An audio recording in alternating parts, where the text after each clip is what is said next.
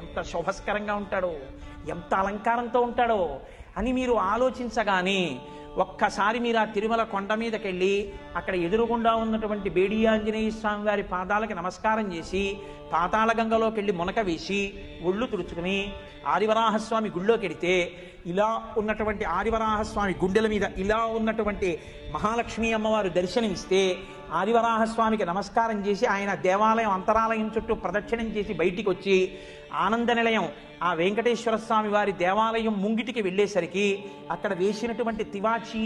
ఆ ఎదురుగుండా గడప దగ్గరున్న గొట్టం, దానికి ఉన్న కన్నాలు, అందులోంచి నీళ్లు, ఆ నీళ్లు మీ పాదాల్ని తమంత తాము కడిగేస్తే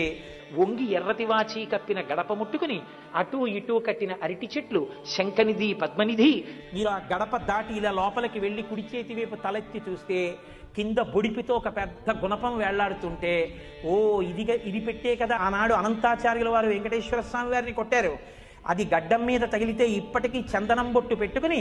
ఏమిటి వెంకటేశ్వర స్వామి వారు ఇక్కడ బొట్టు పెట్టుకుంటారని స్మరించినప్పుడల్లా అనంతాచార్యుల వారి పేరు తలుచుకుంటే వెంకటరమణుడు పొంగిపోతాడు కదా అని మీరు ఇలా ఓసారి ఆ గుణపాన్ని చూసి అటు ఇటు ఉన్న 2 అరుగుల్లాంటివి చూసి ఒక్కడుగు ముందుకేసి ఇలా ఎడం పక్కకి తల తిప్పితే వెంకటపతి రాయలు అచ్యుతరాయల వారు, ఆ అచ్యుతరాయల వారి పక్కన వరదరాజ అమ్మణ్ణి చూసి ఇలా కుడి పక్కకి తెల తిప్పి చూస్తే శ్రీకృష్ణదేవరాయల వారు, తిరుమలదేవి, చిన్నాదేవి, ఇత్తడిది బుట్ట పెట్టినట్టుగా ఉన్నటువంటి కిరీటం టోపీ, తను బతికుండగానే వెంకటరమణుడి ముందు తన విగ్రహాలు పెట్టుకున్న కృష్ణదేవరాయల వారు,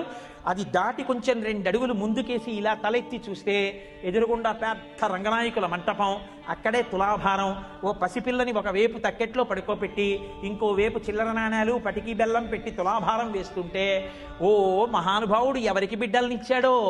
నమ్ముకున్న వాళ్ళకి పుట్టుగొడ్రాళ్లకు బిడ్డలిచే గోవిందుడే వేడుకొందామా అని అందుకు కదా అన్నమయ్య అన్నారనుకుని ఇలా చూస్తే రంగనాయకుల మంటపం పైన ఇత్తడిది పెద్ద బోర్డు కనబడితే, ఒకప్పుడు మాలిక్ కాఫూర్ దక్షిణ భారతదేశం మీద దండయాత్ర చేసినప్పుడు శ్రీరంగ క్షేత్రం మీదకి వస్తే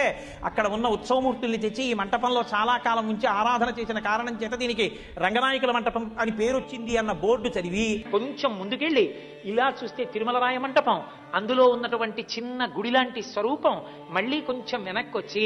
ఆ త్రాసు పక్క నుంచి అలా నడిచి వెడుతుంటే చతురస్రాకారంగా ఉన్నటువంటి ఆ బిళ్ళలలా ఉన్నటువంటి అమరిక, పూర్వం ఆ లోపల వాహనాలు ఉండేవి. ఆ రంగనాయకుల మంటపంలోకి చూస్తూ కుడి పక్కకి తిరిగి అక్కడ కూర్చుని డప్పు కొడుతున్న ఒక వ్యక్తిని చూసి ఇలా తల తిప్పి అక్కడ ఉన్నటువంటి రాజా తోడరమల్, పితాబి, మోహనాంగి ముగ్గురిని చూసి ఎడంచేతి వైపు కళ్యాణ మంటపం, ఆ పెద్ద అరుగు, 2 సింహాసనాలు, కళ్యాణానికి ఉపయోగించేవి, గోడలకి పెట్టబడిన పెద్ద పెద్ద పెడస్టల్ ఫ్యాన్స్, ఇలా కొంచెం ముందుకి నడుస్తుంటే ఆ ఇత్తడి కవాటాలతో కూడుకున్న తడికలు, తెలియక పిల్లలు వాటిని ఇలా గిరికీలు తిప్పుతూ ఇలా తిప్పుతుంటే వస్తున్న చప్పుడు, జాగ్రత్తగా నడవకపోతే కొంచెం ఇరుగ్గా ఉండి ఎడంచేతి పక్కనే విడుతున్న ఎర్రటి రంగులో ఉన్న పెద్ద గ్యాస్ గొట్టం, దాన్ని దాటుతూ కొంచెం ముందుకెడితే ఎదురుగుండా ధ్వజస్తంభం, దాని ముందు బలిహరణ మంటపం, దాని మీద పెట్టబడిన అన్నం, ఆ మూల ఇంకొక బలిహరణ మంటపం, ఆ ధ్వజస్తంభానికి కట్టబడిన పెద్ద పెద్ద దర్భలు, అక్కడి నుంచి ఇలా పక్కకి తిరిగితే పెద్ద గడప, ఆ గడప దాటబోతుంటే ఎడంచేతి పక్కన ఉన్నటువంటి గోడలో ఈ మధ్యనే బయట పెడితే అద్దాల పేటిక లోపల ఉన్నటువంటి హాతీరాం బావాజీ పాచికలాడుతున్న దృశ్యం, ఇలా తలపైకెత్తి చూస్తే ఆ పైన 2 పైకప్పులు విడిపోయి ఆనందలయ విమానానికి సంబంధించినటువంటి ఆ పైకి వచ్చినటువంటి కట్టడం, మహానుభావుడు రంగనాయక స్వామి ఇలా పడుకుని బంగారు మూర్తి గాజుపేటికలో కనపడితే మీరు మెట్టు మించి కిందకి దిగి కొంతమంది వరదరాజస్వామికి చుట్టూ తిరిగి వస్తుంటే కొంతమంది వరదరాజస్వామికి ముందుకు వెళ్ళిపోతుంటే మీరు అలా వెళ్ళి వరదరాజస్వామి వారు ఆకుపచ్చ పట్టుపంచ ఇంత ఎర్రటి బార్డర్తో పంచ కట్టుకుని ఉంటే వరదరాజస్వామికి నమస్కారం చేసి అలా ముందుకెళ్ళి కుడి పక్కకి తిరిగితే తిరగగానే ఓం నమో వెంకటేశాయ అని ఆనందనిలయంలోంచి వినపడుతుంటే మీరు ఒక్క అడుగు లోపలికేసి ఇలా ఆనందనిలయం లోపలికి వెళ్ళి ఇలా తలపైకెత్తి చూస్తే మెట్ట తామరాకులు ఎలా ఉంటాయో అలా తెల్లటి దీపాల గుత్తులకి ఆకులుండి మధ్యలో దీపాలు వెలుగుతుంటే పెద్ద దీపాల గుత్తు ఒకటి గోళీలతో తయారు చేసిన లాంటిది ఒకటి వేలాడుతుంటే కొంచెం ముందుకెళ్ళి కుడి పక్కకి చూస్తే రెక్కలు విప్పినటువంటి గరుత్మంతుడు కనపడితే ఆయనకు నమస్కారం చేసి మళ్ళీ మీరు ఇలా అభిముఖంగా తిరిగితే ఎదురుగుండా ఒక్కసారి ఆ 2 పక్కలా ఉన్నటువంటి మంటపాల్లోంచి ఇలా జ్యోతులు పట్టుకున్నటువంటి మూర్తులు, ఇది శౌచంతో లోపలికెళ్లాలని మనకి హెచ్చరిక చేస్తున్నటువంటి జయ విజయులు, కొంచెం ఇలా ఎత్తుగా ఉన్నటువంటి ఆ చెక్క మీదకెక్కి ఇలా చూసేటప్పటికీ నల్లటి ముఖం, ఇంతంత ఊర్ధపుండ్రాలు, ఇంతంత కపోలాలు, గడ్డం, గంధపు చుక్క,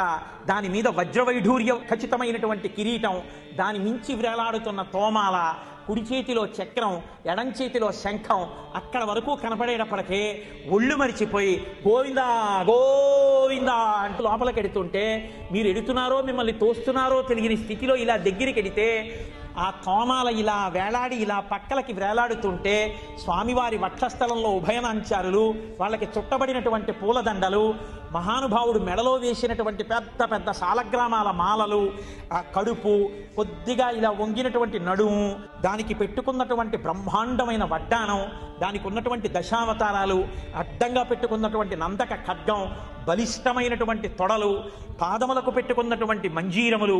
అసలు లోకంలో ఎక్కడా లేని రీతిలో మోకాళ్ళకి పాదాలకి మధ్యలో ఇలా ఏటవాలుగా కట్టెవంకి పెట్టుకున్నట్టుగా పెట్టుకోబడినటువంటి మంజీరములు, ఇంతంతలా అవున బంగారంతో చేయబడి గుత్తులతో ఆ చేయబడిన గజ్జెలతో ఉన్నటువంటి ఆ అందెలు, ఆ అందెలతో ఉన్న స్వామి వెలిగిపోతున్న కుడి చెయ్యి ఇలా చూపిస్తుంటే, ఆ మకర కుండలాలు ఆ చెవుల్ని ఇలా కప్పి ఉంటే ప్రకాశవంతంగా వెలిగిపోతుంటే, ఆ లలాట భాగం కనపడుతుంటే, ఆ చేతి వంక చూస్తే మణుల చేత పొదగబడిన ఆ చేతిని చూసి